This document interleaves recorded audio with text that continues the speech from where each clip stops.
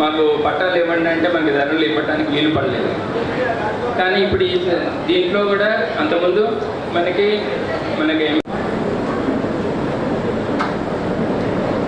తర్వాత అంతకుముందు 6వ చట్టం చేసిన తర్వాత 15-20 సంవత్సరాలు కూడా మనకు రూపొందించారు. కాబట్టి ఆన్లైన్లో 1 నిమిషంలో మీకు ఏది కావాలంటే ఆ సర్టిఫికెట్ కానీ మీరు ఏదైనా వెరిఫై చేసుకోవాలంటే కానీ ఆ విధంగా వెరిఫై చేసుకోవచ్చు జరిగింది.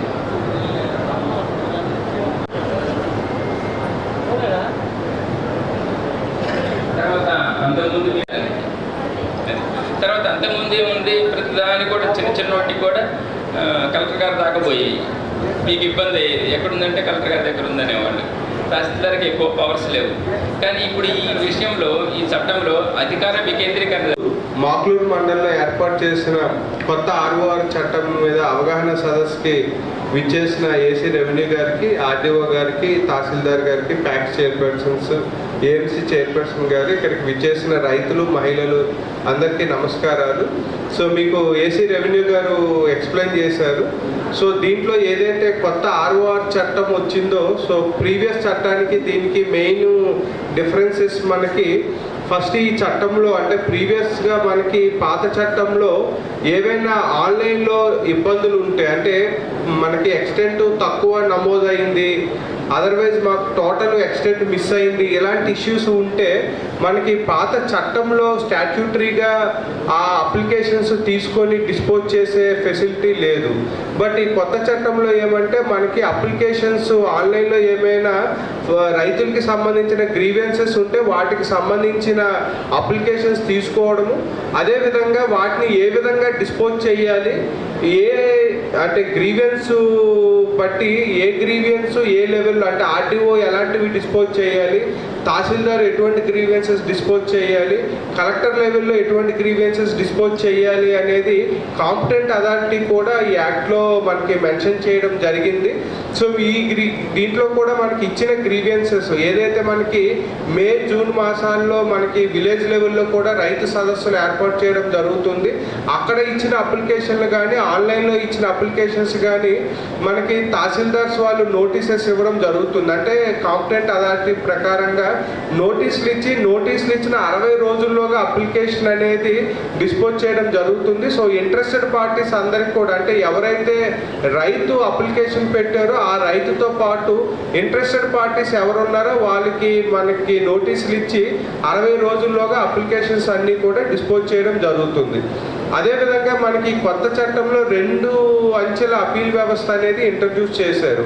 మనకి ప్రీవియస్గా ఒక 6-7 ఇయర్స్ బ్యాక్ రెవెన్యూ కోర్టుల వ్యవస్థ ఉండేది. అంటే ఆర్టీఓ దగ్గర రెవెన్యూ కోర్టు నడిచేది ప్రతి శనివారం, తర్వాత మనకి జాయింట్ కలెక్టర్ లెవెల్లో కూడా రెవెన్యూ కోర్టు నడిచేది. కానీ పాత చట్టం వచ్చిన తర్వాత రెవెన్యూ కోర్టు వ్యవస్థ అనేది పాత చట్టంలో మనకి ఇంక్లూడ్ కాలేదు కాబట్టి ఆ ప్రొవిజన్ లేదు కాబట్టి మనకి రెవెన్యూ కోర్ట్స్ లేవు. సో మనకి లాస్ట్ 5-6 ఇయర్స్ కూడా రైతులకి ఎటువంటి ఇబ్బందులు మ్యూటేషన్లో కానీ అదర్వైజ్ మనకి సక్సెషన్లో కావచ్చు, మనకి ఎక్స్టెంట్ వేరియేషన్ కానీ పార్టిషన్లో ఇబ్బందులు ఉన్నా అందరూ సివిల్ కోర్ట్స్కి అప్రోచ్ అయ్యేవాళ్ళు. దీంట్లో మనకి 4 సెక్షన్స్ అంటే మనకి సెక్షన్ 5 and 7 కింద తహసీల్దార్కి మ్యూటేషన్ చేసే పవర్స్ ఇచ్చారు. మనకి సేల్ కానీ గిఫ్ట్, అదేవిధంగా ఎక్స్చేంజ్, మార్టిగేజ్, పార్టిషన్, ఈ 5 రకాల ట్రాన్సాక్షన్స్ మనకి సెక్షన్ 5లో మెన్షన్ చేయడం జరిగింది. సో ఈ 5 రకాల ట్రాన్సాక్షన్స్ కూడా తహసీల్దారు కాంపిటెంట్ అథారిటీ మ్యూటేషన్ అనేది సెక్షన్ 7 కింద ఇంప్లిమెంట్ చేయడం జరుగుతుంది. సో ఈ 2 సెక్షన్స్లో కూడా అనేది ఆర్డీఓ కోర్టులో వేసుకోవచ్చు. ఆ ఆర్డీఓ డెసిషన్ ఇచ్చిన తర్వాత 30 రోజుల్లో కలెక్టర్ కోర్టులో కూడా సెకండ్ అపీల్ ఫైల్ చేసుకోవచ్చు. సో మనకి ప్రీవియస్గా ఈ అపీల్ సిస్టమ్ లేదు. ఇప్పుడు 20 ఆగస్టు అక్టోబరు నవంబర్లో రాష్ట్రంలో 9 లక్షలకు పైగా ఫార్మర్స్ సాదాబాయినామా అప్లై చేశారు.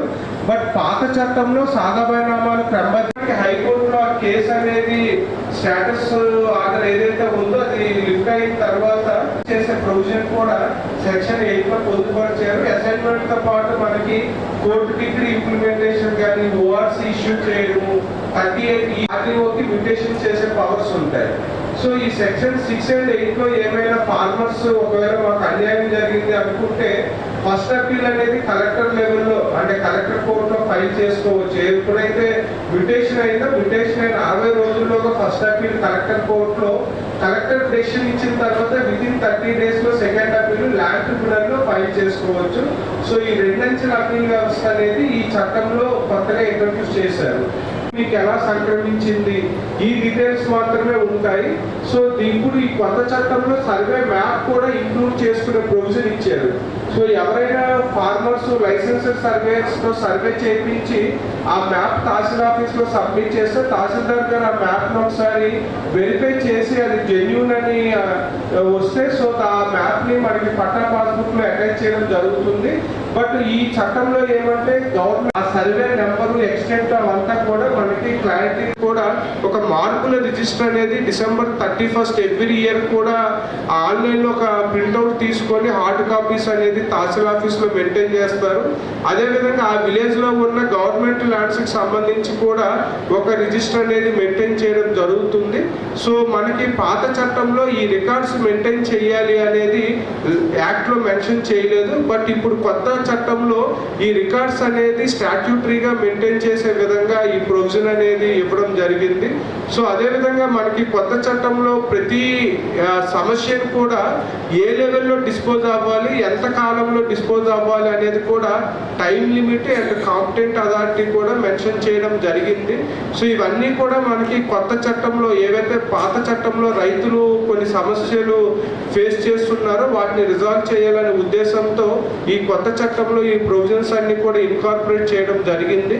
సో ఇక్కడికి వచ్చిన రైతులు ఈ చట్టంలో కానీ ఇంకా సజెషన్స్ ఉంటే కూడా ఇవ్వచ్చు. సో దట్ మేము గవర్నమెంట్ ఫార్వర్డ్ చేయడం జరుగుతుంది. మనకి రాష్ట్రంలో కూడా 4 మండలాల్లో పైలట్ మోడ్లో ప్రతి గ్రామంలో కూడా రైతు సదస్సుల్ని కండక్ట్ చేస్తున్నారు. అక్కడ విలేజ్లో వచ్చే సమస్యలు అంటే అక్కడ వస్తున్న అప్లికేషన్స్ వాటిని ఏ విధంగా డిస్పోజ్ చేయాలి అవి తెలిసిన తర్వాత సో ఆ 4 మండలాల్లో వచ్చే ఫీడ్బ్యాక్ ప్రకారంగా కూడా రూల్స్లో కొన్ని మోడిఫికేషన్స్ చేయడానికి కూడా రాష్ట్ర ప్రభుత్వం సిద్ధంగా ఉంది. సో మీ నుంచి కూడా ఏమైనా రూల్స్లో ఏమైనా మోడిఫికేషన్స్ కానీ ఇంకా కొన్ని సజెషన్స్ ఏమైనా మీరు చేసినా కూడా వాటిని రాష్ట్ర ప్రభుత్వానికి పంపించడం జరుగుతుంది. ఈరోజు ఈ అవగాహన కార్యక్రమానికి వచ్చేసిన మీ అందరికి కూడా ధన్యవాదాలు. Thank you.